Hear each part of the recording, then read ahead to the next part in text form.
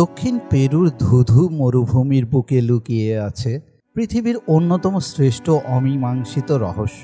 এমন এক শিল্পকর্ম যা মাটি থেকে দেখা যায় না। একে দেখতে হলে আপনাকে যেতে হবে পাখি অথবা উঠতে হবে শত শত ফুট উপরে আকাশে। এগুলো নাজকা লাইন্স, মরুভূমির ক্যানভাসে আঁকা বিশাল সব চিত্র, যা প্রায় 2000 বছর ধরে এক বিরাট প্রশ্নচিহ্ন হয়ে আমাদের দিকে তাকিয়ে আছে। এই লাইনগুলো কোনো সাধারণ আঁকিবুকি নয়, এগুলো শত শত জ্যামিতিক নকশা এবং প্রায় 70টি বিশাল আকারের প্রাণীর চিত্র নিয়ে গঠিত, যার মধ্যে কয়েকটি ফুটবল মাঠের চেয়েও বড়, একটি মাকড়সা, একটি হামিং বার্ড, একটি বানর, এমনকি একজন নভোচারীর মতো দেখতে এক অদ্ভুত মানব মূর্তিও রয়েছে।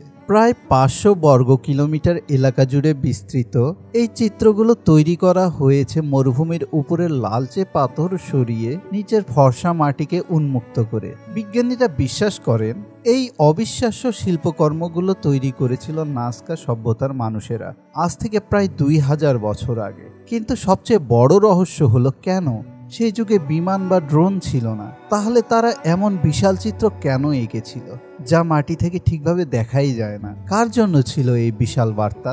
এর পেছনে প্রচলিত আছে নানা তত্ত্ব। সবচেয়ে জনপ্রিয় তত্ত্বটি হলো এগুলো ছিল তাদের দেবদেবতার জন্য তৈরি করা এক বিশাল ক্যালেন্ডার বা প্রার্থনা ক্ষেত্র। তারা বিশ্বাস করত দেবতারা আকাশ থেকে তাদের দেখতে পান, তাই এই বিশাল চিত্র এঁকে তারা দেবতার কাছে বৃষ্টি, উর্বরতা এবং সুরক্ষার জন্য প্রার্থনা করত। কিছু গবেষক মনে করেন এই লাইনগুলো মহাকাশের গ্রহ নক্ষত্রের সাথে সম্পর্কিত এক বিশাল জ্যোতির্বিজ্ঞানিক মানচিত্র।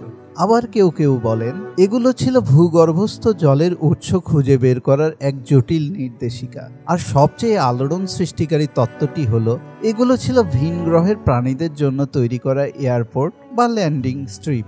কারণ যাই হোক না কেন, নাজকা লাইন্স আজও মানব ইতিহাসের এক বিস্ময়কর অধ্যায়। এটি প্রাচীন মানুষের বুদ্ধিমত্তা, শিল্পকলা এবং বিশ্বাসের এক নীরব সাক্ষী।